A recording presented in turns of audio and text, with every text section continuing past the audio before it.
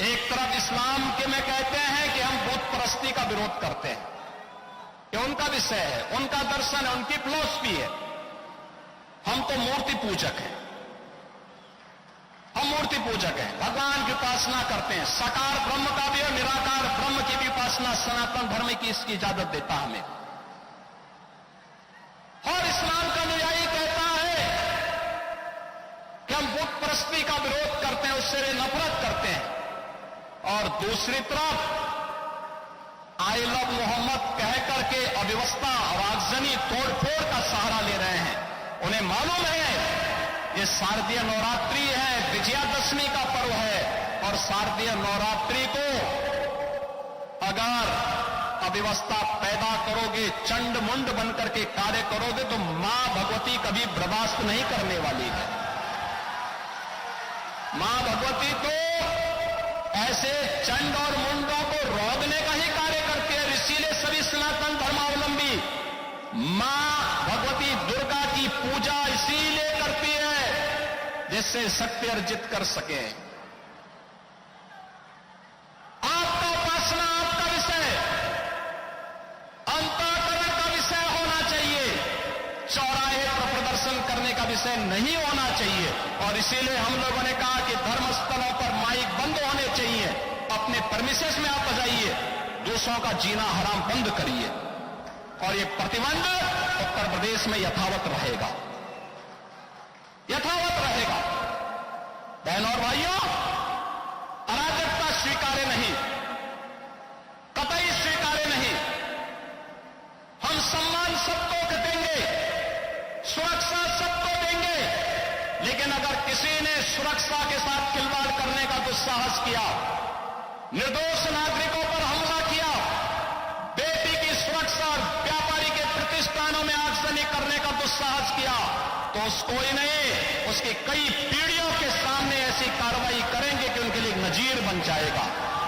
آپ سے پوچھنا چاہتا ہوں کہ دونوں ریلیجس میں آپ نے اتنی سملرٹی بتائی، تو کبھی نہ کبھی یہ لوگ ایک چھت کے نیچے ہو سکتے ہیں، تو بائیفرگیشن ان میں کب سے ہوا؟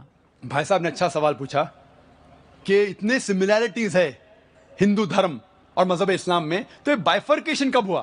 ایک چھت میں کیوں نہیں رہ سکتے تھے؟ یہ بائیفرکیشن کیا انگریز نے. میں نے تقریر کے آخر میں کہا تھا یہ انگریز اس کے ذمہ دار ہے. ان کی پالیسی تھی ڈیوائڈ اینڈ رول. نہیں تو عام طور پہ میرے بہت سے ہندو دوست ہیں، ہندو بھائی میرے دوست ہیں، کبھی مجھ سے نفرت نہیں کرتے. کئی ہندو مجھے ٹی وی پہ دیکھتے، میں ہندوازم کے بارے میں تقریر کرتا ہوں، جب مجھے دیکھتے تو میری عزت کرتے. کسٹم میں جب میں باہر دیش سے آتا ہوں، او ڈاکٹر ذاکر نائک جو بھی کہیں گے سچ کہیں گے، سچ کے سوا کچھ نہیں کہیں گے. جیسے کہ میں کورٹ میں جا کے کتاب کے اوپر ہاتھ رکھ رہا ہوں، وہ جانتے ہیں میں مسلمان ہوں، میری ٹوپی، میری داڑھی، کوئی بھی مجھ سے یہ نہیں کہے گا کہ میں ہندو دھرم کا ماننے والا ہوں، لیکن میری عزت کرتے. کیوں؟ کیونکہ میں حق کی بات کرتا ہوں. یہ انگریز لوگ نے چنگاری ڈالی اور ہمیں بٹوایا، لیکن وہ ذمہ دار ہے. دوسرے ذمہ داری ہماری بھی ہے. اگر کوئی ہم میں جھگڑا پیدا کرنا چاہتا ہے اور ہم اس کے جال میں آ جاتے تو غلطی ہماری بھی ہے. انگریز تو چلے گئے لیکن اپنی غلط چیزیں چھوڑ گئے. اسی لیے میں کہتا ہوں پالیٹیشین سے، آپ دنگے فساد کیوں کرتے؟ لیکن میری یہ درخواست ہے کہ کم از کم آپ اپنی دھرم کی کتاب کو پڑھو. اختلاف ہے، میں یہ کہوں گا کہ ہندو دھرم اور مذہب اسلام میں اختلاف نہیں ہے تو میں سب سے بڑا جھوٹا ہوں. انٹرفیتھ ڈائلاگ ہوتے، سارے سرو دھرم ایک. وہ ہندو آ کے کہتا ہے کہ ہندو بھی صحیح، عیسائی بھی صحیح، اسلام بھی صحیح. عیسائی پریسٹ آ کے کہتا ہے سارے دھرم ایک ہے، ہندو بھی ایک ہے، کرسچینٹی بھی ایک ہے، اسلام بھی ایک ہے. کوئی مسلم کو پکڑتے بکرے کو اسٹیج پہ لے کے آتے، وہ مسلم بھی کہتا ہے سارے دھرم ایک ہے، ہندو بھی ایک، کرسچینٹی بھی ایک اور اسلام بھی ایک. میں کہوں گا وہ ہندو پنڈت سے کیا آپ اسلام قبول کریں گے؟ وہ کہیں گا نہیں. وہ کرسچن سے کہیں گا کیا آپ ہندو بنیں گے؟ وہ کہیں گا نہیں. میں کہوں گا مسلمان سے کرسچن بنیں گے؟ وہ کہیں گا نہیں. میں یہ کہتا ہوں اختلاف تو ہے، کم از کم وہ چیز جو یکساں ہے سارے دھرموں میں اس کے اوپر کم از کم ہم عمل کریں. میری ایک درخواست ہے، کم از کم آپ اتنا مان لو کہ دنیا میں کم از کم ایک کتاب خدا کی ہے اور 100% صحیح ہے. ہندو بولے گا مجھے اعتراض نہیں، وہ ہندو کہیں گا مجھ سے مجھے اعتراض نہیں، ویدا پوری صحیح کتاب ہے. وہ کرسچن کہیں گا مجھے اعتراض نہیں بائبل کو ماننے میں، بائبل खुदा की किताब है 100% सही, मुस्लिम आके कहेगा कुरान सही है, किसी को एतराज नहीं, मैं किसी को चोट नहीं पहुंचा रहा हूं। फिर मैं कहता हूं कि जो ये तीनों किताबों में यकसा है, बाइबल में, वेद में, कुरान में, कम से कम उसके ऊपर तो अमल करो। बाइबल में भी लिखा हुआ है, वेद में भी, कुरान में भी खुदा एक है, ना खुदा का लड़का है, ना खुदा का वालिद है, ना जना है, ना किसी को जनता है। बुत परस्ती हराम है, बाइबल में भी लिखा है, वेद में भी लिखा है, कुरान में भी लिखा है। पैगंबर आने वाले, बाइबल में लिखा है, कुरान में, वेद में। मोहम्मद सल्लल्लाहु अलैहि वसल्लम आने वाले, वो भी लिखा है। मोहम्मद सल्लल्लाहु अलैहि वसल्लम के ऊपर अमल करो, वो भी लिखा है। तो जो चीज इख्तिलाफ के उसको छोड़ दो, कम से कम जो चीज यकसा है उसके ऊपर तो अमल करो। तो मैं झूठ मूठ का ये नहीं बोल रहा हूं कि सारे धर्म एक है, मैं तकाबुल मज़ाहिब का तालिब इल्म हूं। अगर मैं ऐसा कहूंगा तो सबसे बड़ा झूठ कह रहा हूं। मैं ये कहता हूं कि आपके किताब का मुताला करो, कम से कम जो चीज यकसा है उसके ऊपर अमल करो। जो डिफरेंसेस है, इख्तिलाफ है, उसको बाद में देखेंगे। तालव इला कलमतिन सवाइम बैना बैनकुम, आओ हम उस बात की तरफ जहां पर हमें यकसा है। सबसे पहली बात, अल्लाह नाबुदा इल्लल्लाह, हम इबादत करें सिर्फ अल्लाह की और किसी की नहीं, सिर्फ खुदा की। तो मैं ये कह रहा हूं कि यकसानियत है, उसको हम जाने, उसके ऊपर अमल करें। और अगर आप वेद पढ़ेंगे, वेद में लिखा हुआ है एक आने वाला है पैगंबर, उसका नाम है नरशंसा, वो कौरमा है। एक कल के अवतार आने वाला है, वो आपको सीधे रास्ते पे लेके जाएंगे। कल के अवतार मोहम्मद सल्लल्लाहु अलैहि वसल्लम, उस पे नाज़िल हुई कुरान। तो मैं कह रहा हूं कि वेद की कम से कम तहकीक करो, हिंदू धर्म की किताब की तहकीक करो, और फिर हम मिलजुल के एक छत में रह सकते और हमारे देश को आगे बढ़ा सकते। Hindu is a geographical definition. Then is it okay to call Muslim as a Hindu? Rather, I would like to ask you whether a Muslim would like to be called as a Hindu. बहन ने अच्छा सवाल पूछा है कि हिंदू एक geographical definition है, तो क्या मैं पसंद करूंगा अपने आप को हिंदू बोलना? क्या मुसलमान अपने आप को हिंदू बोल सकते? जैसे मैंने कहा, हिंदू के दो डेफिनेशन है। ज्योग्राफिकल वाइज बेशक मैं हिंदू हूं क्योंकि मैं भारत देश में रहता हूं। ज्योग्राफिकल हिंदू के मानी वो शख्स जो नदी सिंधु या नदी इंदस के पास रहता है, और मैं इस देश में रहता हूं, और मैं गर्व से कह सकता हूं कि मैं इंडियन हूं। I am proud to be an Indian. अगर मैं उसका तर्जुमा करता हूं तो ज्योग्राफिकली मैं हिंदू हूं, लेकिन रिलीजियसली अगर आप मुझसे पूछते हैं क्या मैं हिंदू हूं, क्या मैं हिंदू धर्म की किताबों में मानता हूं, सारी चीजों पे अमल करता हूं, तो मैं धार्मिक तौर से हिंदू नहीं हूं, क्योंकि मैं मुताला कर चुका हूं। इसमें कई चीजें सही भी, कई गलत भी है, कई टकराव है, तो इसको मैं कबूल नहीं कर सकता। तो ज्योग्राफिकली मैं हिंदू हूं, धार्मिक तौर से मैं हिंदू नहीं हूं। ज्योग्राफिकली मैं हिंदू हूं और साथ साथ मजहबी मैं मुस्लिम हूं, क्योंकि मैं सारी ख्वाहिशात, सारी रजा मेरी अल्लाह के हवाले कर चुका हूं, उसे कहते हैं मुस्लिम।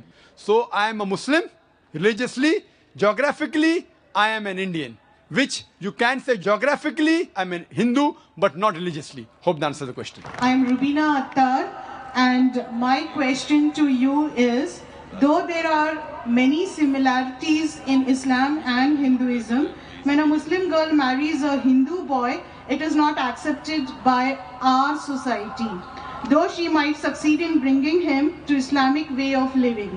Yet, when a Muslim boy marries a Hindu girl, converts her to Islam, but later on she never accepts Islamic etiquettes, so what should be done?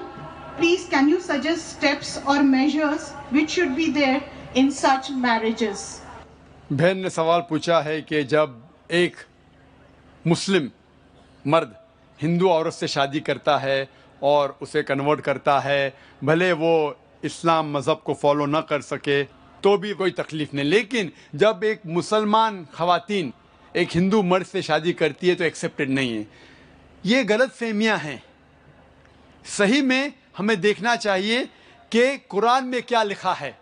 Quran में लिखा है सूरह बकरा में, सूरा नंबर 2 आयत नंबर 221 में कि ए मोमिनो, ए मुसलमानों, कोई भी मुशरिक औरत से शादी मत करो जब तक वो ईमान न लाए। एक मुसलमान औरत, ईमान वाली औरत, चाहे वो कितनी भी बदसूरत हो, चाहे वो झाड़ू वाली हो, वो एक मुशरिक से बेहतर है। अगर आपको کوئی مشرک یا مومنہ سے شادی کرنا ہے تو قرآن میں لکھا ہے کہ مومنہ سے کیجئے, مسلم عورت سے کیجئے.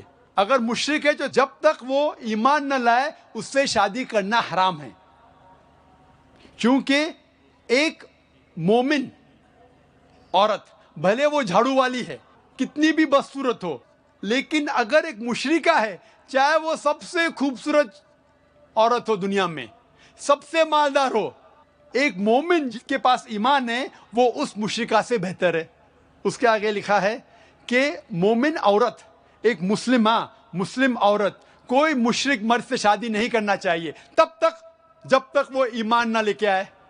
ایک مومن مرد بھلے وہ جھاڑو والا ہو, بدصورت ہو, لیکن ایک مشرک مرد سے بہتر ہے. اسلام میں نہ کوئی مسلم عورت یا مرد کوئی بھی مشرک سے, کوئی بھی غیر مسلم سے شادی نہیں کر سکتے جب تک وہ ایمان نہ لے کے آئے. تو دونوں کیس میں irrespective whether the Muslim is a girl or a boy, when they marry, the opposite partner should become a Muslim. اس کی وجہ یہ ہے, مثال کے طور پہ جب گاڑی چلتی ہے, اگر گاڑی کا ایک پہیہ سائیکل کا ہے اور ایک پہیہ ٹرک کا ہے تو گاڑی چل ہی نہیں سکتی. اسی لیے ہم مسلمان مانتے ہیں کہ ہمارے آخرت کے لیے ہمیں اللہ پہ ایمان لانا چاہیے اور شرک نہیں کرنا چاہیے, اور جو ہدایت اس قرآن میں دی گئی ہے اس کے اوپر عمل کرنا چاہیے. اگر میرا لائف پارٹنر, اگر میری اردھانگنی بولتے بیٹر ہاف کو, بیٹر ہاف, اگر میرا بیٹر ہاف جہنم میں جائے گا تو کیسا شوہر ہوں میں؟ If I love my wife, I would like my wife to go to Jannah. ہم جب کہتے ہندی میں اردھانگنی, بیٹر ہاف ان انگلش, پتنی, بیوی, ہم یہ چاہیں گے کہ جس سے ہم پیار کرتے ہیں وہ بھی جنت میں جائے.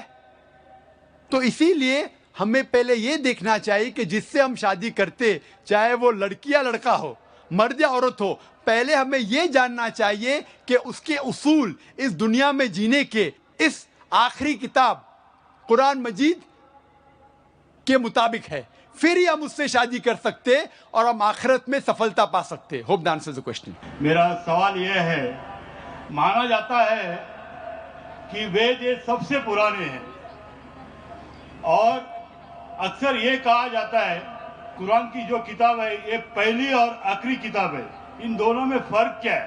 بھائی صاحب نے سوال پوچھا ہے کہ وید بہت پرانی کتاب ہے, وید پہلی آئے, قرآن بعد میں آیا, تو وید اور قرآن میں فرق کیا ہے؟ اور اب یہ بھی پوچھ سکتے ہیں کہ کیا ہم کہہ سکتے ہیں کہ وید خدا کا کلام ہے؟ وید, جیسے کہ میں نے کہا میرے تقریر میں, کہ لوگ کو یہ نہیں پتا کہ وید کب آیا وجود میں, لیکن اکثر ہندو اسکالرس کہتے ہیں کہ یہ تقریباً 4000 سال پرانی کتاب ہے. قرآن مجید 1400 سال پرانی ہے, تو ظاہر ہے کہ وید پہلے آیا ہے. قرآن مجید میں لکھا ہے سورہ رعد میں سورہ نمبر 13 آیت نمبر 38 میں, لِكُلِّ اجلٍ کتاب, ہر دور میں اللہ نے ایک کتاب نازل کی. نام سے صرف 4 کتابوں کا ذکر ہے, توراہ, زبور, انجیل اور قرآن. توراہ وہ وحی ہے, وہ کتاب ہے جو اللہ تعالیٰ نے موسیٰ علیہ السلام پہ نازل کی. زبور وہ کتاب ہے, وہ وحی ہے جو داؤد علیہ السلام پہ نازل کی. انجیل وہ کتاب, وہ وحی ہے جو اللہ سبحانہ و تعالیٰ نے عیسیٰ علیہ السلام پہ نازل کی. اور قرآن مجید اللہ سبحانہ و تعالیٰ کی آخری کتاب, آخری وحی ہے جو آخری پیغمبر محمد صلی اللہ علیہ وسلم پہ نازل کی. لیکن نام سے صرف 4 کتابوں کا ذکر ہے قرآن میں, لیکن قرآن میں لکھا ہے کہ اللہ تعالیٰ نے کئی کتابیں بھیجی, صحف ابراہیم اور کئی کتابیں. تو آپ کا سوال ہے وید اور قرآن میں فرق کیا ہے؟ جتنے بھی کتابیں قرآن مجید کے پہلے آئے وہ صرف اپنے لوگوں کے لیے آئے تھے, اور وہ سارا پیغام جو کتاب میں لکھا ہے اس کتاب میں وہ محدود تھا صرف ایک وقت کے لیے. مثال کے طور پہ انجیل نازل کیا اللہ نے عیسیٰ علیہ السلام پر, صرف تھا بنی اسرائیل کے لیے, سارے انسانیت کے لیے نہیں تھا. لیکن کیونکہ قرآن مجید آخری کتاب ہے اللہ کی, وہ صرف مسلمانوں یا عربوں کے لیے نہیں, سارے انسانیت کے لیے ہے. پہلا نقطہ یہ جاننا چاہیے کہ وید کا ذکر قرآن میں نہیں ہیں لفظ سے. یہ کہا گیا ہے کہ ہر دور میں کتاب آئی. تو ظاہر ہے کہ ہندوستان میں بھی شاید کوئی کتاب آئی. کون سی کتاب ہے ہمیں نہیں پتا. وید کا ذکر نہ قرآن میں ہے نہ صحیح حدیث میں. لیکن اسی لیے میں یہ نہیں کہہ سکتا ہوں کہ وید خدا کا کلام ہے. 100% نہیں کہہ سکتا ہوں کیونکہ نام سے وید کا ذکر قرآن میں موجود نہیں. میں یہ کہہ سکتا ہوں کہ ہو سکتا ہے میں بھی وید خدا کا کلام ہے. ہو سکتا ہے, نہیں بھی ہو سکتا, مجھے نہیں پتا. لیکن اگر وید اللہ کا کلام تھا, اگر مان لو بحث کے طور پہ, if we agree for sake of argument, کیا وید خدا کا کلام ہے, تو صرف وہ اس وقت کے لیے تھا اور ان لوگوں کے لیے تھا, آج کے لیے نہیں. آج ہمیں ماننا چاہیے آخری کلام, آخری کتاب قرآن مجید میں. وید اگر مان لو خدا کا کلام تھا بھی تو صرف اس وقت کے لیے تھا اور ان لوگوں کے لیے تھا. اور جتنے بھی کتابیں قرآن مجید کے پہلے آئے اس میں ملاوٹ ہو چکی ہے, چاہے وہ بائبل ہو, چاہے وہ وید ہو. ہندو دھرم کے اسکالرز کہتے ہیں وید میں بہت ملاوٹ ہے. وید میں کئی چیزیں ہیں جو میں مان نہیں سکتا صحیح ہے, کتنے ان سائنٹیفک چیزیں ہیں, کانٹرڈکشنز ہے. تو میں ڈاکٹر ہونے کے لحاظ سے یہ نہیں مان سکتا ہوں, یہ غلطیاں خدا کے نام پہ نہیں لکھ سکتا ہوں. میں نے میرے تقریر میں صرف وید کی اچھی باتیں بیان کی, جو باتیں قرآن سے ملتی ہے. قرآن کے اور ایک نام ہے فرقان. فرقان مطلب حق اور باطل کے درمیان فرق کرنے کی کتاب. تو جو چیز قرآن سے ملتی ہے ہمیں کوئی اعتراض نہیں ماننے کے لیے کہ یہ پورشن, یہ بھاگ وید کا خدا کی طرف سے ہے. لیکن پوری کتاب, جتنے بھی کتابیں قرآن کے پہلے آئے, دور کے وجہ سے, سال گزرنے کے وجہ سے ان میں ملاوٹ آ چکی ہے. لیکن قرآن میں اللہ تعالیٰ فرماتے سورہ ہجر میں, سورہ نمبر 15 آیت نمبر 9 میں, ہم نے قرآن نازل کیا اور ہم قرآن کی حفاظت کریں گے. اسی لیے وید اگر خدا کی کتاب تھی اس وقت کے لیے تھی, ان لوگ کے لیے تھی. آج ہمیں ماننا چاہیے آخری کتاب قرآن مجید, چاہے آپ سعودی میں جی رہے ہیں یا امریکہ میں یا ہندوستان میں یا پاکستان میں, آپ کو ماننا چاہیے آخری کتاب اللہ کی, خدا کی قرآن. اسی طریقے سے ایک شخص نے مجھ سے پوچھا تھا کیا ہم مان سکتے ہیں کہ شری رام اور شری کرشن خدا کے بھیجے ہوئے پیغمبر ہے. قرآن میں آتا ہے سورہ فاتر سورہ نمبر 35 آیت نمبر 24 میں کہ اللہ نے ہر قوم کے پاس ایک پیغمبر بھیجا ہے. نام سے صرف 25 پیغمبروں کا ذکر ہے قرآن میں, صرف 25. لیکن ہمارے آخری پیغمبر محمد صلی اللہ علیہ وسلم کہتے ہیں کہ اللہ نے اس زمین پہ 1,24,000 پیغمبروں کو بھیجے ہیں. نام سے صرف 25 کا ذکر ہے. تو اگر کوئی شخص مجھ سے پوچھتا ہے کہ شری کرشن یا شری رام کیا پیغمبر ہو سکتے ہیں خدا کے, تو میں یہ کہہ سکتا ہوں کیونکہ ان کا نام قرآن میں موجود نہیں ہے, ہو بھی سکتے ہیں نہیں بھی ہو سکتے ہیں. کچھ لوگ کہتے ہیں رام علیہ السلام. رام علیہ السلام میں نہیں کہہ سکتا, وہ پیغمبر ہو بھی سکتے نہیں بھی ہو سکتے. لیکن اگر وہ پیغمبر تھے تو صرف اس وقت کے لیے تھے اور ان لوگوں کے لیے تھے. جتنے بھی پیغمبر, آخری پیغمبر محمد صلی اللہ علیہ وسلم کے پہلے آئے, صرف ان لوگوں کے لیے تھے. آج ہمیں ماننا چاہیے آخری پیغمبر محمد صلی اللہ علیہ وسلم پہ ساری دنیا کو, ساری انسانیت کو. According to Islam, it is said that God has created human beings who would worship Him. But what is the reason behind creating human beings even though He had so many worshippers in the form of angels? ہمارے ہندو بھائی نے بہت اچھا سوال پوچھا ہے. اس نے کہا کہ خدا نے انسان کو بنایا ہے تاکہ وہ خدا کی عبادت کر سکے.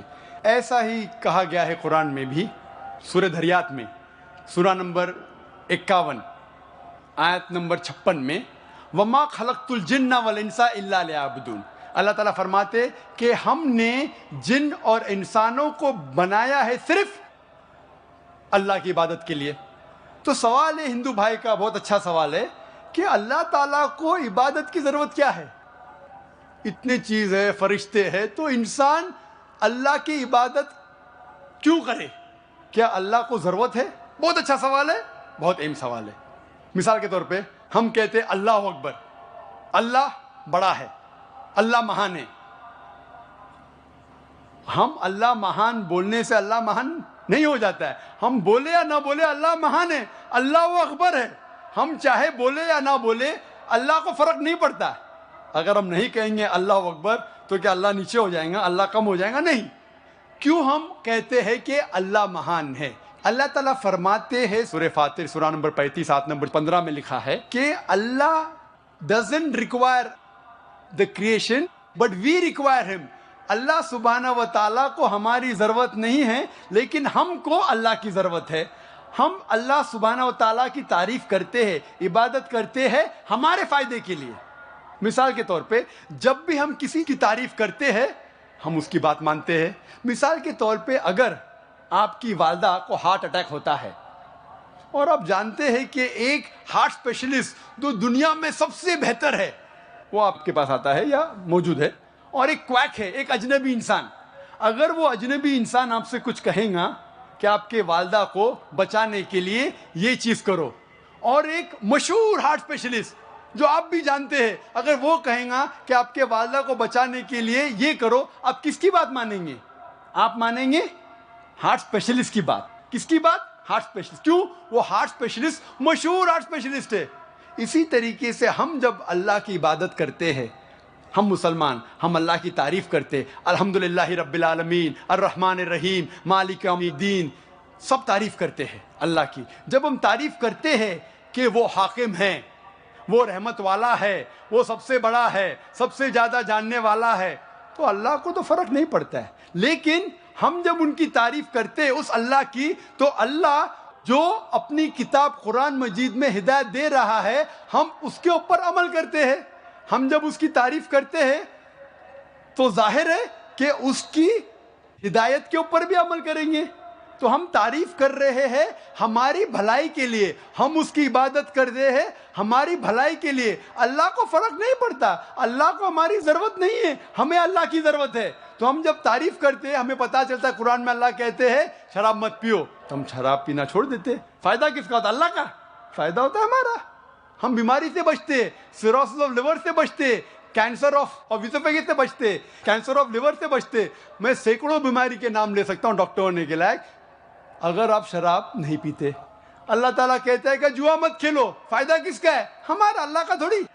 تو ہم اللہ کی عبادت کرتے ہیں ہمارے فائدے کے لیے تاکہ ہم آخرت میں سفلتا پائے. اللہ تعالیٰ کہتے ہیں سورہ ملک میں سورہ نمبر 67 آیت نمبر 2 میں الذی خلق الموت والحیات, اللہ نے موت اور زندگی بنائی تاکہ وہ یہ جان لے کہ ہم میں سے کون اچھا ہے اور ہم اس امتحان میں سفلتا پا سکے. تو ہم اللہ کی عبادت کرتے ہمارے فائدے کے لیے, اللہ کو کوئی فرق نہیں ہوتا. پہلا سوال بھائی تشار ڈکشٹ کا ہے. آپ پوچھتے ہیں کہ آپ نے تو اپنے بھاشن میں ایمان کے پلرز کے بارے میں بتایا, کیا اسی طرح اسلام کے پلرز کے بارے میں کچھ ہے جو ہندو دھرم سے سامانتائیں رکھتی ہیں؟ بھائی تشار کا سوال تھا کہ میں نے تقریر میں اسلام میں جو ایمان کے ارکان ہیں اور ہندو دھرم میں ان دونوں کے بیچ یکسانیت ہے اس کا ذکر کیا. کیا ہندو دھرم اور اسلام کے ارکان میں یکسانیت ہے کوئی؟ جیسے میں نے تقریر میں فرمایا تھا کہ ساری یکسانیت کا ذکر کرنے کا وقت نہیں تھا, لیکن جب ہم تحقیق کرتے ہیں اسلام میں جو پلرز ہے, اسلام میں جو ارکان ہیں, اور ہندو دھرم میں یکسانیت کافی ہے. اللہ کے رسول محمد صلی اللہ علیہ وسلم فرماتے ہیں صحیح بخاری میں جلد نمبر 1 کتاب الایمان چیپٹر نمبر 1 حدیث نمبر 8 میں اسلام 5 ارکان پہ مبنی ہے. اسلام کے 5 ارکان ہے. نمبر 1 لا الہ الا اللہ محمد رسول اللہ, توحید کے بارے میں. نمبر 2 صلاح. نمبر 3 زکوٰۃ. نمبر 4 صوم. اور نمبر 5 حج. پہلے رکن کا ذکر تو تقریر میں کر چکا ہوں میں, لا الہ الا اللہ محمد رسول اللہ, کہ خدا ایک ہے, ہمیں بت پرستی نہیں کرنا چاہیے اور صرف خدا کی عبادت کرنا چاہیے, اور آخری پیغمبر ہے محمد صلی اللہ علیہ وسلم. دوسرا رکن اسلام کا ہے اقیم الصلاح, टू एस्टैब्लिश सलाह. सलाह के तफसील करने का वक्त नहीं है, लेकिन सलाह का अहम जो भाग है वो है सजदा. और सजदा का जिक्र कुरान मजीद में 92 टाइम्स आता है. और अल्लाह ताला फरमाते हैं सूरह अल इमरान में सूरा नंबर 3 आयत नंबर 43 में, या मरियम मुक़नुति रब्बिकी वस्जुदी वरक़ई मर्रा याक़ीन, ऐ मेरी आप सिजदा करो और रुकू करो उन लोगों के साथ जो रुकू करते हैं. अल्लाह ताला फरमाते सूरह हज में सूरा नंबर 22 आयत नंबर 77 में, या अल्लज़ीना आमनू, ऐ ईमान वालो रुकू करो और सजदा करो और अल्लाह की इबादत करो ताकि आप सफलता पाए. सजदा का कई जगह जिक्र है. जब हम हिंदू धर्म की किताब पढ़ते हैं, हिंदू धर्म की किताब में जिक्र आता है साष्टांग का. साष्टांग, साष्टांग के मानी क्या है? सा, आश और अंग. स के साथ आष्ट आया है. आष्ट की मानी है 8 और अंग की मानी है जिस्म का हिस्सा. तो साष्टांग के मानी है 8 जिस्म के हिस्से. उसका मतलब है जब अल्लाह की इबादत करते हैं, खुदा की इबादत करते हैं, तो 8 जिस्म के हिस्से लगना चाहिए. अफसोस की बात है जब हम हिंदू को देखते साष्टांग करते हुए, वो पूरा जमीन पे लेट जाता है, सारा बदन जमीन पे लगता है. लेकिन सही लफ्ज की मानी है 8 हिस्से बदन के लगना चाहिए. जब हम सजदा करते हैं तो हमारे 8 बदन के हिस्से लगते हैं जमीन को. माथा, नाक, 2 हाथ, 2 घुटने और 2 पैर, 8 हिस्से. हम जब सिजदा करते हैं उसी तरीके से इबादत का तरीका दिया गया है हिंदू धर्म की किताबों में. तीसरा रुकन ज़कात, कि हर मुसलमान जो 85 ग्राम 85 ग्राम्स सोना से ज़्यादा उसके पास बचत है, उसे हर कमरी साल 2.5% खैरात में देना चाहिए. और ज़कात की मानी है टू ग्रो, टू प्योरीफाई, बढ़ावा, पाक करना. अगर हर अमीर इंसान दुनिया में ज़कात दे तो गरीबी हट जाएंगी. कोई भी इंसान भूख के मारे नहीं मरेगा. और कुरान में आता है सूरह अल हशर में सूरा नंबर 59 आयत नंबर 7 में कि ज़कात इसलिए है ताकि वेल्थ, जायदाद, माल सिर्फ अमीरों के बीच न घूमे. The wealth does not circulate only amongst the rich. और जब हम पढ़ते हैं ऋग्वेद में किताब नंबर 10 पाठ नंबर 117 मंत्रा नंबर 5 में लिखा है कि आप दान दो, क्योंकि पैसा ऐसी चीज है जो आज एक इंसान के पास है, कल दूसरे इंसान के पास है. जिस तरीके से गाड़ी का पहिया घूमता है उस तरीके से माल घूमता है.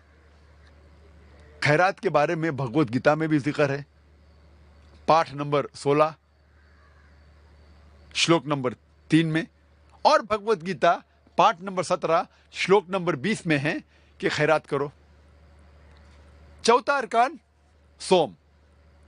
हर बालिग मुसलमान को जिसकी सेहत अच्छी है उसे रोजा रखना चाहिए. खाना और पीना से परहेज करना चाहिए फजर से लेके मगरिब तक और पूरे रमजान के महीने तक. और कुरान में जिक्र आता है सूरह बकरा में सूरा नंबर 2 आयत नंबर 183 में 183 में, fasting has been prescribed to you as it was prescribed to those who came before you so that you may learn self restraint. रोजा आप पर फर्ज करार दिया है जिस तरीके से पहले लोगों पर फर्ज करार दिया गया था, ताकि आप लोग परहेजगार बनो. रोजा इसीलिए करार दिया गया है फर्ज ताकि लोग परहेजगार बने. आज के साइकोलॉजिस्ट कहते हैं کہ if you can control your hunger, you can control almost all your desire. اگر آپ بھوک پہ قابو پا سکتے ہیں تو آپ اپنے سارے خواہشوں پر قابو پا سکتے ہیں. روزے رکھنے کے کئی فائدے ہیں. اگر آپ صحیح طریقے سے روزہ رکھیں جس طریقے سے اسلام میں ذکر آتا ہے پورے مہینے تک, ایک قمری مہینے تک, تو سائنس آج کہتی ہے آپ کا انٹسٹینل ایبزارپشن بڑھتا ہے, آپ کا کولیسٹرول لیول کم ہوتا ہے, اور روزے میں رمضان کے مہینے میں کئی غلط عادتیں آپ کے دور ہو جاتی ہے. اگر آپ سگریٹ پینا چھوڑ سکتے ہیں فجر سے لے کے مغرب تک, پھر انشاءاللہ پیدائش سے موت تک کے اب سگریٹ پینے کی ضرورت نہیں آپ کو. اگر آپ شراب سے پرہیز کر سکتے ہیں فجر سے لے کے مغرب تک, تو شراب کو آپ کو چھونے کی ضرورت ہی نہیں پیدائش سے موت تک کے. روزے کا ذکر ہندو دھرم کی کتابوں میں بھی ہے, لیکن ہندو دھرم میں کئی قسم کے روزے ہیں. ایک قسم جس کا ذکر آتا ہے منوسمرتی میں پاٹ نمبر 6 شلوکا نمبر 24 میں لکھا ہے آپ روزہ رکھو ایک مہینے تک. باقی کئی قسم کے روزے موجود ہیں ہندو دھرم کی کتابوں میں. جب آپ پڑھتے منوسمرتی اس میں ذکر آتا ہے روزے کا پاٹ نمبر 4 اور شلوک نمبر 222 میں, اور پاٹ نمبر 11 شلوک نمبر 204 میں بھی. پانچواں رکن اسلام کا پانچواں رکن ہے حج.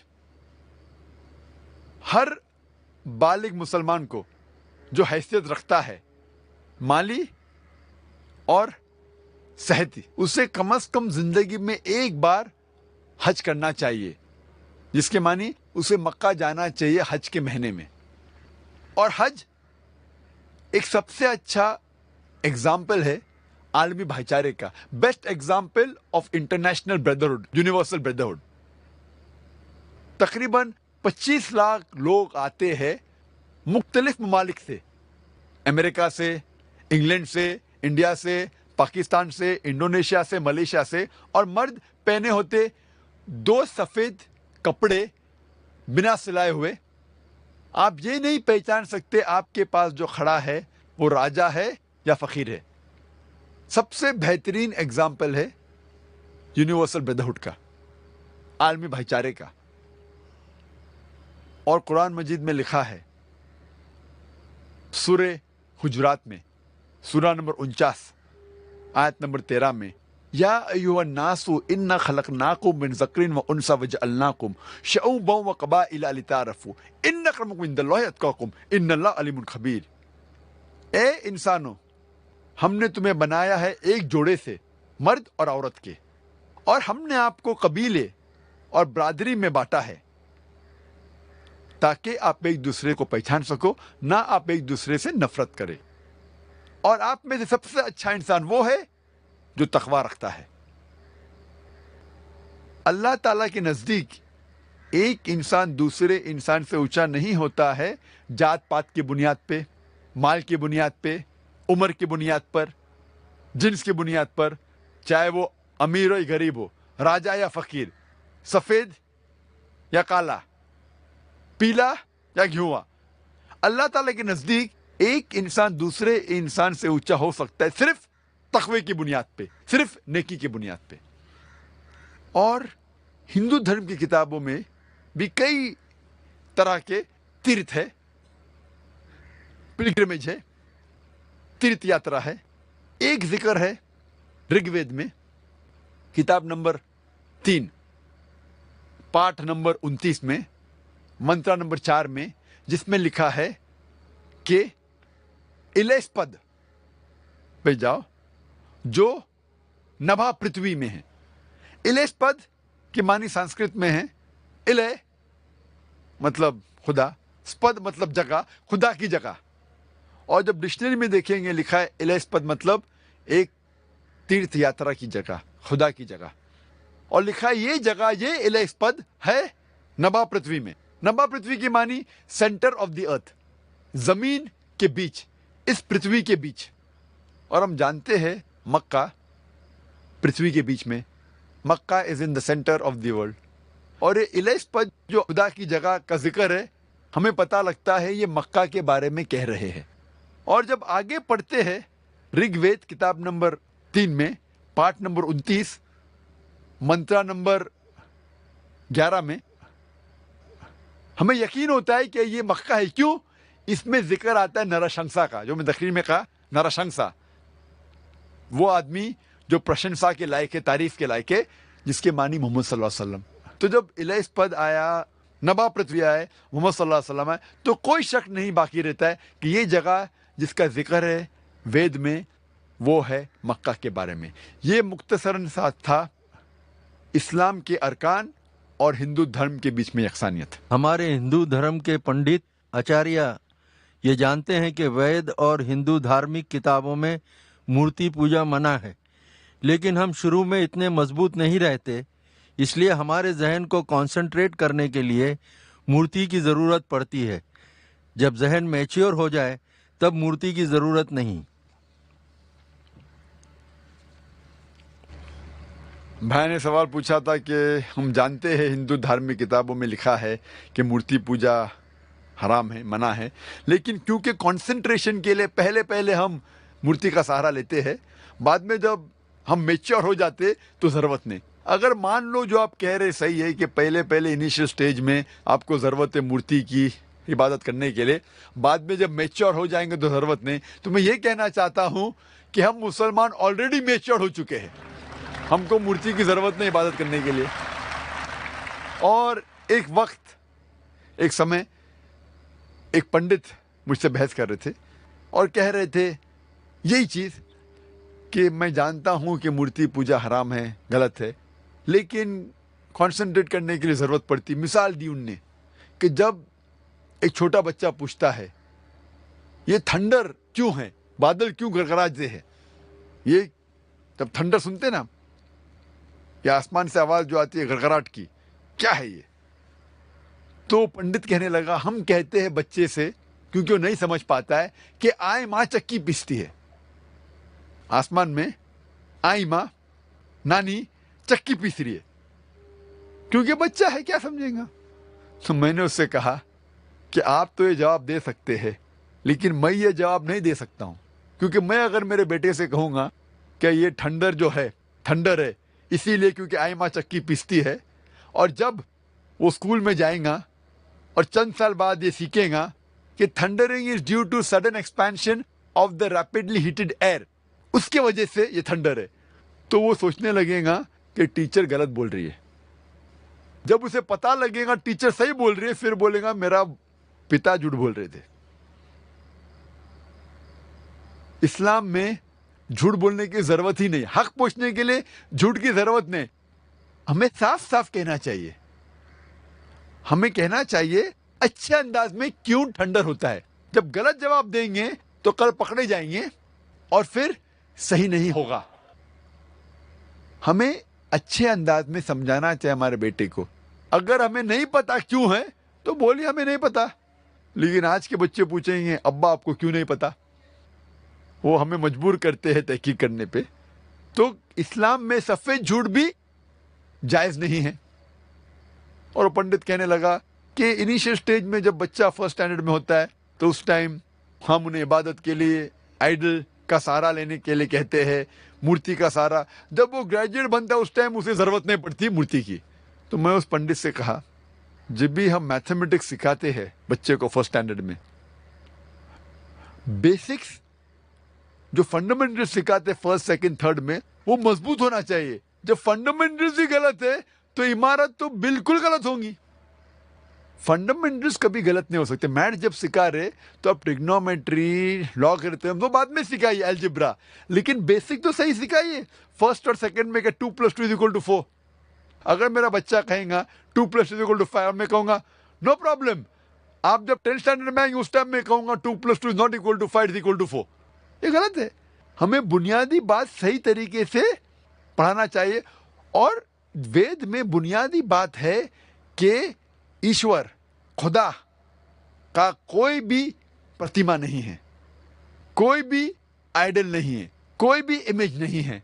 تو یہ ہم کس طریقے سے کہہ سکتے کہ پہلے چلیں گا بعد میں صحیح کروں؟ جو چیز غلط ہے. یہ ہمارا فرض ہے کہ ان کو بتائے کہ آئیڈل ورشپ غلط ہے, بت پرستی غلط ہے, اور صحیح چیز ہے کہ صرف ہم ایک خدا کی عبادت کریں جس کا کوئی بھی پرتیما نہیں ہے. وہ پوچھتے ہیں پانی کو ہم الگ الگ زبانوں میں پکارتے ہیں, جیسے انگریزی میں واٹر, ہندی میں پانی, تمل میں تنی وغیرہ. تو پانی الگ الگ تو نہیں ہو جاتا, تو پھر گاڈ کو جیسس بولو, اللہ بولو یا رام بولو, تو وہ الگ الگ کیسے ہو جائے گا؟ وہ تو ایک ہی ہوگا. سوال ہے بھائی صاحب کا کہ پانی کو مختلف ناموں سے پکار سکتے ہیں. پانی کہو ہندی میں, یا واٹر کہو انگلش میں, یا تنی تامل میں, وہ سیم ہے, کچھ فرق پڑتا نہیں. اسی طریقے سے بھگوان کو آپ خدا کو گاڈ کہو یا جیزس کہو یا اللہ کہو یا رام کہو, ایک ہی ہے. اس سوال پہ جب غور کیا جائے تو میں مانتا ہوں کہ مختلف زبانوں میں الگ الگ دیگر نام ہوتے ہیں ایک وہی چیز کے لیے. ایک چیز کے لیے مختلف زبانوں میں مختلف نام ہوتے. مثال کے طور پہ پانی کہتے ہندی میں, انگلش میں ہم کہیں گے واٹر, اور گجراتی میں کہیں گے جل, تامل میں کہیں گے تنی, عربک میں کہیں گے موئے. لیکن شرط یہ کہ پانی کو ہی کہہ سکتے واٹر یا تنی یا موئے. جو پانی نہیں اس کو اگر کہیں گے واٹر یا جل یا تنی تو غلط ہو جائے گا. مثال کے طور پہ ایک میرا دوست مجھ سے کہتا ہے کہ میں ڈاکٹر نے کہا کہ روز صبح میں 1 گلاس پانی پیو, لیکن جب میں پانی پیتا ہوں, کوشش کرتا ہوں, تو الٹی آتی ہے. تو میں نے پوچھا کیوں آتی ہے؟ تو اس نے کہا نہیں, وہ پانی میں بدبو آتی ہے, اس پانی کا رنگ پیلا ہے. پھر سمجھ میں آتا ہے ہاں یہ پانی نے کچھ اور چیز پی رہا ہے. پانی کہہ رہا ہے لیکن پی رہا ہے کچھ اور, کہہ رہا ہے پانی. میں لفظ نہیں کہنا چاہتا ہوں, وہ پانی جس کو کہہ رہا ہے وہ پانی ہی نہیں, وہ پیشاب ہے. تو پانی کو تنی کو واٹر کو چلے گا, لیکن غلط چیز کو اگر آپ پانی کہیں گے تو وہ صحیح نہیں. لوگ کہیں گے یہ کیسی مثال ہے, کون آدمی پیشاب کو پانی کہہ سکتا ہے؟ میں جانتا ہوں کہ عام کوئی بھی انٹیلیجنٹ آدمی, جو بھی آدمی کو بدھی ہے, وہ کبھی بھی غلط فہمی میں پیشاب کو پانی نہیں کہے گا. اسی طریقے سے وید میں, قرآن میں صاف طریقے سے لکھا ہے کہ ایشور کی مورتی نہیں ہے, ایشور کی پتیما نہیں ہے, بت پرستی مت کرو. پھر بھی ہم جانتے ہیں کہ سینکڑوں, ہزاروں, کروڑوں لوگ مورتی پوجا کرتے. انٹیلیجنٹ ہے, ڈاکٹرز, انجینئر ہے, پھر بھی کرتے. اگر ہمیں کوئی چیز مختلف نام سے بلائی جا سکتی, مثال کے طور پہ سونا, ہندی میں ہم کہتے ہیں سونا, انگریزی میں کہتے ہیں گولڈ, عربی میں کہتے ہیں ذہب. لیکن جب آپ سونا خریدنے جاتے ہیں, وہ آدمی سونا کہتا ہے تو آپ تھوڑی لے لیتے, آپ پہلے پرکھتے ہیں کہ وہ سونا ہے کہ نہیں. اگر کوئی آدمی بولا کہ یہ سونا ہے تو کیا پیسے دے کے لے لیتے؟ آپ پرکھتے ہیں ود اے ٹچ اسٹون, اور وہ جوہری آپ کو ثابت کرتا ہے کہ یہ سونا ہے, اور وہ گھستا ہے اور پھر کہتا ہے کہ یہ سونا ہو سکتا ہے کہ 24 کیرٹ گولڈ ہے, یا 22 کیرٹ گولڈ ہے, یا 20 کیرٹ ہے, یا 18 کیرٹ ہے, یا ہو سکتا ہے کہ وہ سونا ہی نہیں ہے, کیونکہ ہر چیز جو چمکتی ہے وہ سونا نہیں ہوتی. Everything that glitters is not gold. تو اسی لیے جس چیز کو آپ خدا کہتے ہیں, کوئی بھی نام سے بلاؤ. اللہ تعالیٰ فرماتے سورہ اسراء میں, سورہ نمبر 17 آیت نمبر 110 میں, قُلِ اللہ عبد الرحمن ایما تدعو فلہ الاسماء الحسنی. آپ پکارو اللہ سے یا رحمان سے, کوئی بھی نام سے پکارو, لیکن اللہ کے سب سے بہترین, سب سے خوبصورت نام ہے. لیکن آپ پہلا یہ جانچ لو کہ وہ خدا اصل خدا ہے کہ نہیں.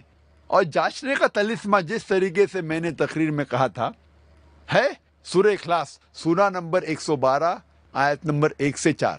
قل هو اللہ احد, کہو کہ اللہ ایک ہے. اللہ الصمد, اللہ جو بے نیاز ہے. لم یلد ولم یولد, نہ وہ کسی کو جنتا ہے نہ کسی سے جنا ہے. ولم یکن لہ کفوا احد, اس کے جیسا کوئی نہیں ہے.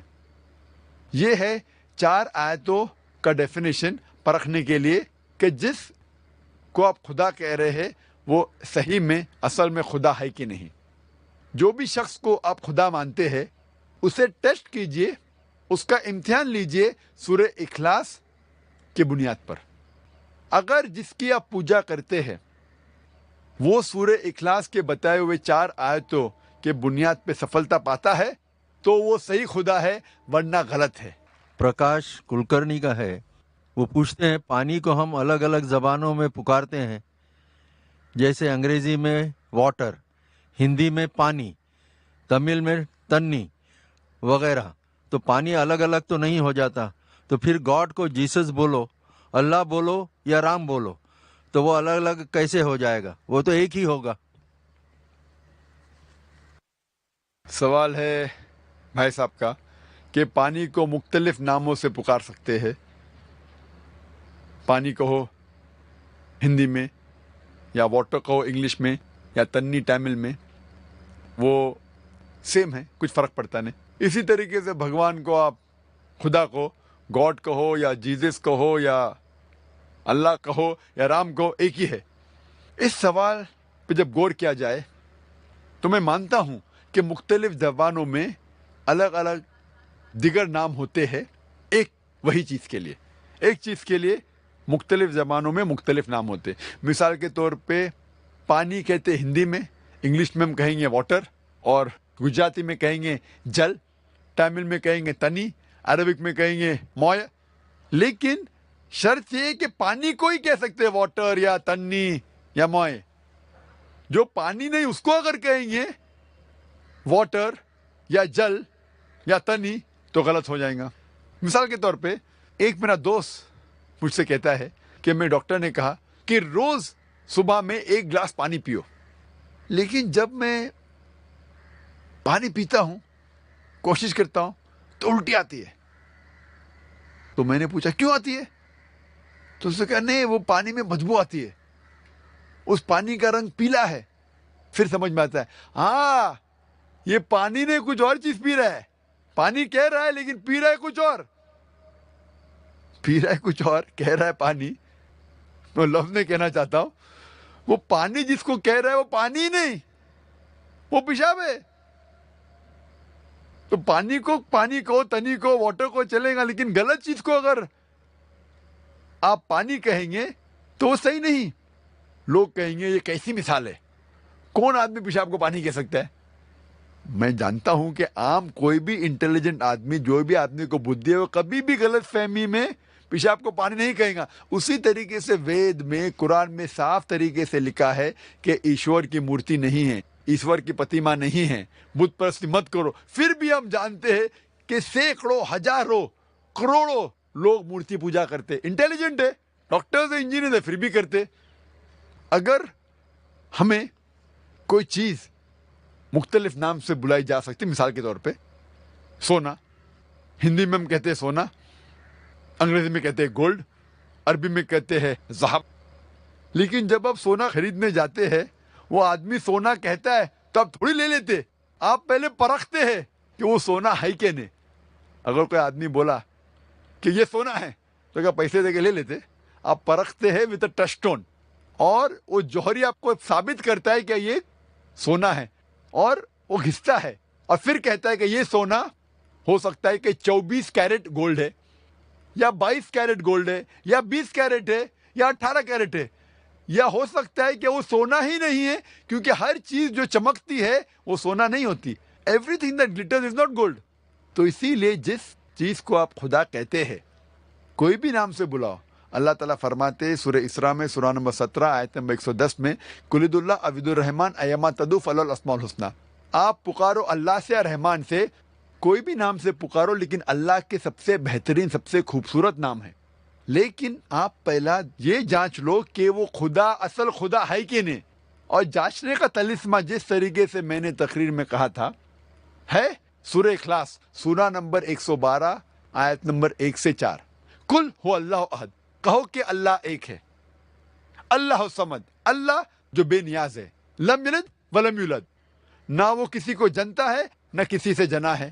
ولم یکن لہ کفوا احد, اس کے جیسا کوئی نہیں ہے. یہ ہے 4 آیتوں کا ڈیفینیشن پرکھنے کے لیے کہ جس کو آپ خدا کہہ رہے ہیں وہ صحیح میں اصل میں خدا ہے کہ نہیں. جو بھی شخص کو آپ خدا مانتے ہیں اسے ٹیسٹ کیجئے, اس کا امتحان لیجئے سورہ اخلاص کی بنیاد پر. اگر جس کی آپ پوجا کرتے ہیں وہ سورہ اخلاص کے بتائے ہوئے 4 آیتوں کے بنیاد پہ سفلتا پاتا ہے تو وہ صحیح خدا ہے, ورنہ غلط ہے. Hope that answers the question. اگلا سوال راجیش کا ہے. وہ پوچھتے ہیں اگر اسلام کے معنی امن ہیں تو کیوں جہاد یعنی قتل و غارت گری کا قرآن میں حکم ہے جبکہ ہندو دھرم میں امن کی بات کہی گئی ہے؟ بھائی صاحب نے کہا کہ قرآن میں کیوں قتل کے بارے میں کہا گیا ہے جب اسلام مذہب امن کا اور ہندوازم میں امن کے بارے میں کہا گیا ہے. اکثر ہندو پوچھتے ہیں کہ قرآن میں جہاد کے بارے میں کیوں لکھا گیا ہے, کیوں قتل کے بارے میں لکھا گیا ہے. بہت سے لوگوں غیر مسلم اور مسلم کو غلط فہمی ہے یہ لفظ جہاد کے بارے میں. جہاد آتا ہے لفظ جہادہ سے جس کے معنی ہے جد و جہد کرنا. لوگوں کو غلط فہمی ہے کہ کوئی بھی جنگ, کوئی بھی مسلمان اگر کوئی بھی جنگ لڑ رہا ہے چاہے خود کے فائدے کے لیے ہو, چاہے اپنے نام کے لیے ہو, چاہے مال کے لیے, اسے کہتے ہیں جہاد. جہاد کے معنی یہ نہیں کہ کوئی بھی مسلمان کوئی بھی جنگ لڑ رہا ہے چاہے خود کے فائدے کے لیے ہو, خود کے نام کے لیے ہو, خود کے مال کے لیے ہو. جہاد آتا ہے لفظ جہادہ سے جس کے معنی ہے جد و جہد, ٹو اسٹرائیو, ٹو اسٹرگل. اور اسلام میں جہاد کی معنی ہے to strive against one own evil inclination, جد و جہد کرنا اپنے خود کے نفس کے خلاف, برائی کے خلاف. جہاد کے معنی یہ بھی ہوتی ہے کہ جد و جہد کرنا معاشرے کو سدھارنے کے لیے. جہاد کے معنی یہ بھی ہوتی ہے کہ جنگ کے میدان میں اپنے آپ کو بچانے کے لیے جد و جہد کرنا. جہاد اسے بھی کہتے ہیں کہ جنگ کرنا ظلم کے خلاف, اسے بھی کہتے ہیں جہاد. لیکن جہاد کے معنی ہے جد و جہد. لوگوں کو غلط فہمی ہے اور غلط ترجمہ کرتے جہاد کا انگریزی میں ایز ہولی وار. ہولی وار کو عربی میں کہیں گے حرب مقدسہ, اور یہ عربی لفظ حرب مقدسہ قرآن مجید یا حدیث میں کہیں بھی نہیں آ پائیں گے. یہ لفظ ہولی وار سب سے پہلے استعمال کیا گیا تھا کروسیڈرز کے لیے, جب انگریز اپنا دین, اپنا مذہب پھیلا رہے تھے تلوار کے بل پر اور ہزاروں لوگ کا قتل کیا. اس ٹائم کہتے تھے ہولی وار. آج کی تاریخ میں یہ لفظ استعمال ہو رہا ہے مسلمان کے لیے جو بالکل غلط ہے. اور جب ہم پڑھتے ہیں دیگر مذاہب کی کتابوں کے بارے میں, لوگ غلط حوالہ دیتے ہیں قرآن مجید کا اور لوگوں کو غلط فہمی میں ڈال دیتے. کئی کرٹکس انکلوڈنگ ارون شوری اس بھارت کے ہے, انہوں نے بھی کتاب لکھی ورلڈ آف فتواز, اور ایک آیت کو ہمیشہ کوٹ کرتے سورہ توبہ سورہ نمبر 9 آیت نمبر 5, اور وہ کہتے ہیں کافی کرٹکس ارون شوری بھی کہ قرآن میں لکھا ہوا ہے سورہ توبہ سورہ نمبر 9 آیت نمبر 5 میں کہ جہاں بھی آپ کافر کو پائیں گے ان کا قتل کرو. اور ان کا کہنا ہے بریکٹس میں وہ کہتے ایز دو ہندو لوگ, جہاں بھی آپ کافر کو پائیں گے, جہاں بھی ہندو کو پائیں گے آپ قتل کرو. قرآن میں لکھا ہے. جب آپ قرآن شریف کھولتے ہیں اور پڑھتے ہیں سورہ توبہ سورہ نمبر 9 آیت نمبر 5, اس میں لکھا ہوا ہے جہاں بھی آپ کافر کو پائیں گے ان کا قتل کرو, لکھا ہے. لیکن وہ آؤٹ آف کانٹیکسٹ ہے. کانٹیکسٹ کے لیے ہمیں جانا چاہیے ورس نمبر 1 آن ورڈ سے. سورہ توبہ سورہ نمبر 9 میں آیت نمبر 1 سے ہم پڑھتے, اس میں پتہ لگتا ہے کیا ایک معاہدہ تھا, ایک پیس ٹریٹی تھی مسلمان اور مکہ کے مشرکوں کے بیچ, اور یہ پیس ٹریٹی ایک طرفہ مکہ کے مشرکوں نے توڑا تھا. اللہ تعالیٰ فرماتے ہیں آیت نمبر 5 میں اگر آپ اپنے آپ کو نہیں سدھاریں گے 4 مہینے میں تو اعلان جنگ. اور جنگ کی حالت میں اللہ تعالیٰ فرماتے ہیں مسلمانوں سے جب آپ کے دشمن آئیں گے, جو لوگ حق کو جھٹلاتے ہیں, کافر لوگ آئیں گے تو آپ ڈرو مت, ان سے لڑو, ان کا قتل کرو. یہ آیت میدان جنگ کے بارے میں ہے. آج کی تاریخ میں کوئی بھی آرمی جنرل اپنے سپاہی کی ہمت افزائی کے لیے کہیں گا کہ لڑو, دشمن کا قتل کرو. وہ نہیں کہیں گا کہ بھاگ جاؤ, وہ یہ نہیں کہیں گا کہ جھگڑا مت کرو, قتل مت کرو اور مر جاؤ. یہ ہے out of context. In context میں اللہ تعالیٰ مسلمانوں سے کہہ رہے میدان جنگ میں کہ ڈرو مت, جھگڑا کرو. اور ارون شوری اپنی کتاب ورلڈ آف فتوا میں آیت نمبر 5 سے جم مارتا ہے آیت نمبر 7 پر. کیوں؟ آیت نمبر 6 میں اس کے بیماری کا جواب ہے. آیت نمبر 6 میں اللہ تعالیٰ فرماتے اس کے بعد, لیکن اگر کافر, اگر مشرک امن چاہتا ہے اسے دے دو. امن چاہتا ہے تو اسے اللہ کا کلام سننے دو اور حفاظت کے ساتھ ایک محفوظ جگہ تک پہنچاؤ. اللہ تعالیٰ یہ نہیں کہتے کہ اسے جانے دو, لیکن اگر وہ کافر امن چاہتا ہے تو اس کو حفاظت کے ساتھ ایک محفوظ جگہ پر لے جاؤ. آج کی تاریخ میں سب سے دیالو آرمی جنرل یہ کہیں گا کہ دشمن کو جانے دو. کوئی بھی یہ نہیں کہے گا دشمن کو حفاظت کے ساتھ محفوظ جگہ پر چھوڑاؤ. لیکن قرآن مجید میں لکھا ہے جب بھی آیت آتی ہے قرآن مجید میں قتل کے بارے میں یا اس ٹائپ کے جہاد کے بارے میں, قتال کے بارے میں, فوراً اگلی آیت میں اکثر آتا ہے امن سب سے بہتر ہے. سورہ انفال میں پڑھو, سورہ نمبر 8 آیت نمبر 60 میں لکھا ہے کہ تیار ہو جاؤ, کافر کے خلاف جھگڑا کرو. اس کے بعد آتا ہے اگر امن چاہتے ہو بہتر ہے. تو یہ کرٹکس آؤٹ آف کانٹیکسٹ کوٹ کرتے اور لوگ کو بہکاتے ہیں. میرا طریقہ ہے جس طریقے سے قرآن مجید میں اللہ تعالیٰ فرماتے تعالوا الی کلمۃ سواء بین بینکم, آؤ ہم اس بات کی طرف جو آپ اور ہم میں یکساں ہے. میں ہندوؤں سے کہتا ہوں کہ آپ جب مہابھارت پڑھیں گے, مہابھارت میں کئی منترز ہے جھگڑنے کے بارے میں, لڑنے کے بارے میں, قتال کے بارے میں, قتل کے بارے میں. اور اگر ہم تحقیق کریں گے تو قرآن سے کئی گنا زیادہ مہابھارت میں ہے قتل کے بارے میں.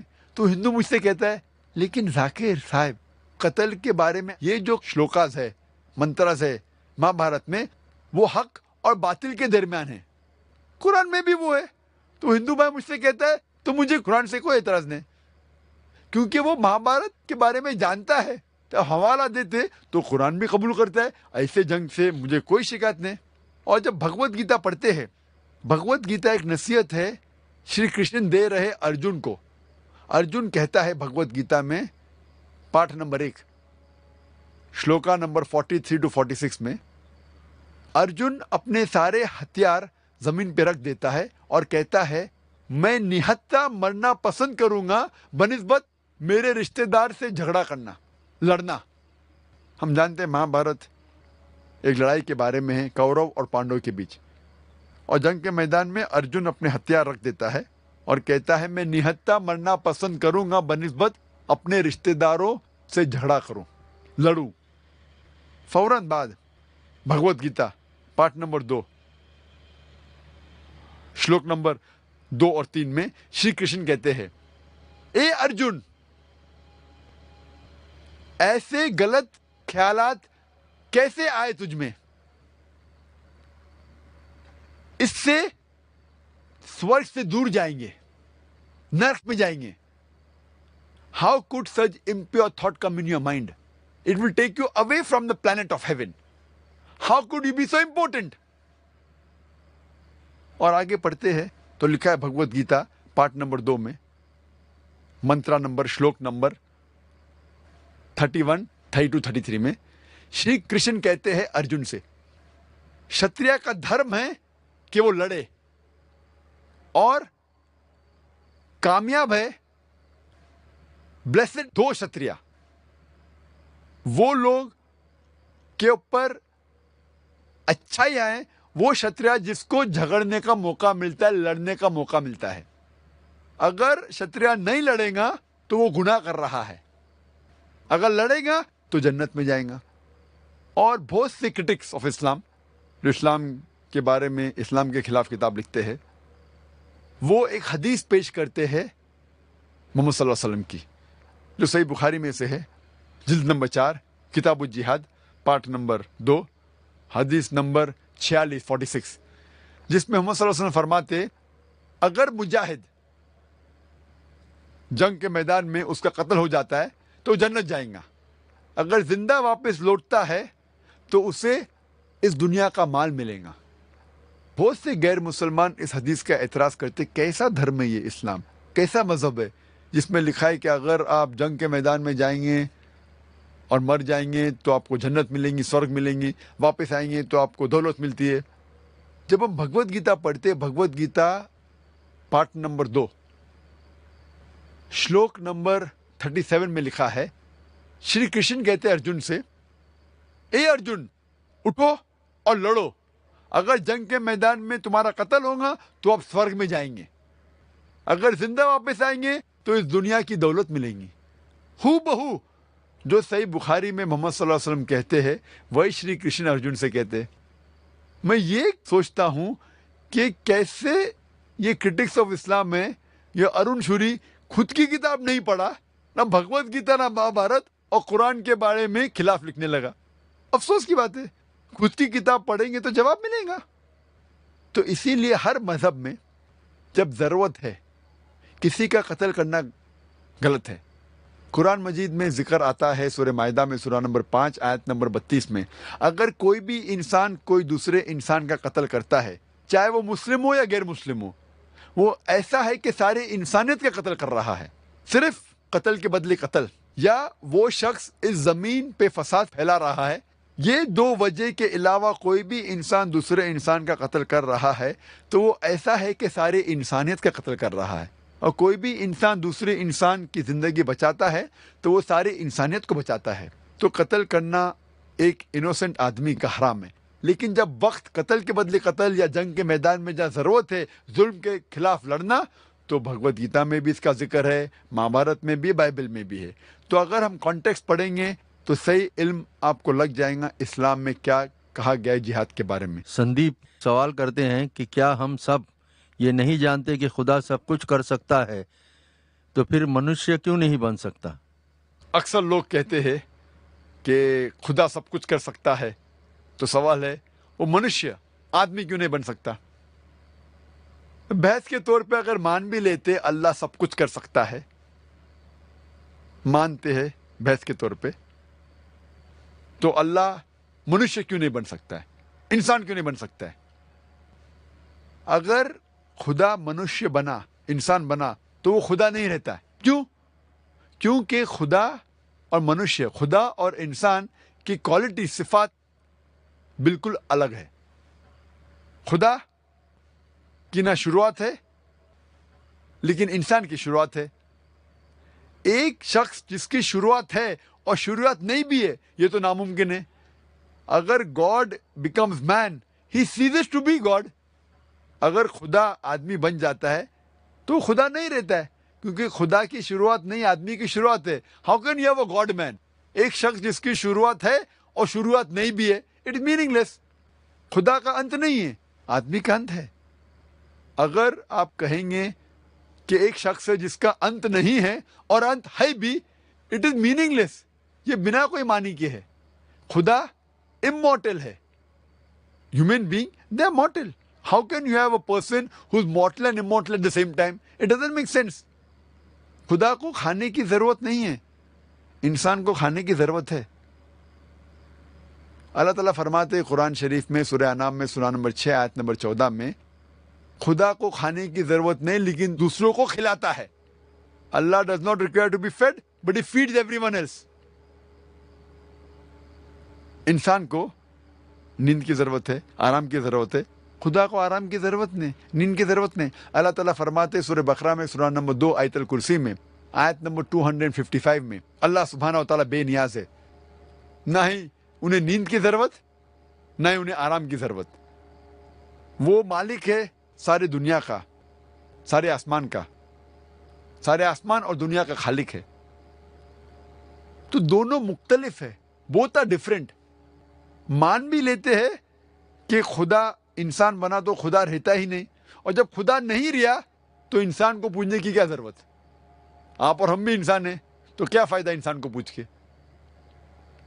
अगर हम इस बहस को आगे लेके जाते कि खुदा सब कुछ कर सकता है, तो इस बहस को आगे लेके आते तो ये भी मानने पड़ेगा कि अल्लाह झूठ भी बोल सकता है, खुदा झूठ भी बोल सकता है। हम जानते हैं कि खुदा झूठ नहीं बोलता। अगर खुदा झूठ बोला तो खुदा नहीं रहता, वही अंदाज से लोग ये भी कह सकते हैं कि खुदा नाइंसाफ़ी कर सकता, लेकिन कुरान में लिखा हुआ है सूरह निसा में सूरह नंबर 4 आयत नंबर 40 में खुदा थोड़ी भी नाइंसाफ़ी नहीं करता। अगर खुदा नाइंसाफ़ी किया तो खुदा ही नहीं रहता। इसी बहस को आगे लेके जाते तो कह सकते अगर खुदा सब कुछ कर सकता तो खुदा भूल भी सकता, लेकिन भूलना खुदा की सिफत नहीं है, झूठ बोलना खुदा की सिफत नहीं है। कुरान में लिखा है सूरह तहा में सूरह नंबर 20 आयत नंबर 52 में खुदा नहीं भूलता। अगर खुदा भूला तो खुदा ही नहीं रहता। अगर खुदा सब कुछ कर सकता तो खुदा गलती भी कर सकता, लेकिन गलती करना खुदा की सिफत में से नहीं है। अल्लाह ताला फरमाते सूरह तहा में सूरह नंबर 20 आयत नंबर 52 में कि खुदा कभी भी गलती नहीं करता। अगर गलती किया तो खुदा ही नहीं। इसीलिए कहीं भी कुरान में ये नहीं लिखा है कि अल्लाह सब कुछ कर सकता है। कुरान में लिखा हुआ है इन्नल्लाह अला कुल्ली शैइन कदीर, अल्लाह has power over all things. अल्लाह सब चीज़ों पे कायम है। अल्लाह has power over all things, he has power over all things, ताकत है सब चीज़ों पे। और इसका जिक्र कई जगह कुरान में है। सूरह बकरा सूरह नंबर 2 आयत नंबर 106, सूरह बकरा सूरह नंबर 2 आयत नंबर 109, सूरह बकरा सूरह नंबर 2 आयत नंबर 284, सूरह अल इमरान सूरह नंबर 3 आयत नंबर 29, सूरह नहल सूरह नंबर 16 आयत नंबर 77, सूरह फातिह सूरह नंबर 35 आयत नंबर 1 में लिखा है इन्नल्लाह अला कुल्ली शैइन कदीर, और बेशक अल्लाह सारे चीज पे कायम है। अल्लाह has power over all things. लेकिन कुरान में ये भी लिखा है सूरह बुरुज में सूरह नंबर 85 आयत नंबर 16 में अल्लाह is doer of all what he intends. अल्लाह जो भी चाहता है कर सकता है। अल्लाह लेकिन सब कुछ नहीं करता है। अल्लाह झूठ कभी नहीं बोलेगा। अल्लाह नहीं चाहता कि वो गलती करे। अल्लाह नहीं चाहता कि वो झूठ बोले। अल्लाह नहीं चाहता कि वो खाना खाए। अल्लाह नहीं चाहता कि वो इंसान बने। तो इसीलिए अल्लाह सब कुछ नहीं करता है। अल्लाह अच्छी चीजें सिर्फ करता है। अल्लाह is the doer of all intends and intends only good things. तो ये कहना कि खुदा इंसान बना बिल्कुल बेबुनियाद है और खुदाई के खिलाफ है। अस्सलाम गाइस, कैसी लगी आपको हमारी ये वीडियो? अगर वीडियो अच्छी लगी हो तो लाइक करें, कमेंट करें, शेयर करें और सब्सक्राइब करना ना भूलें।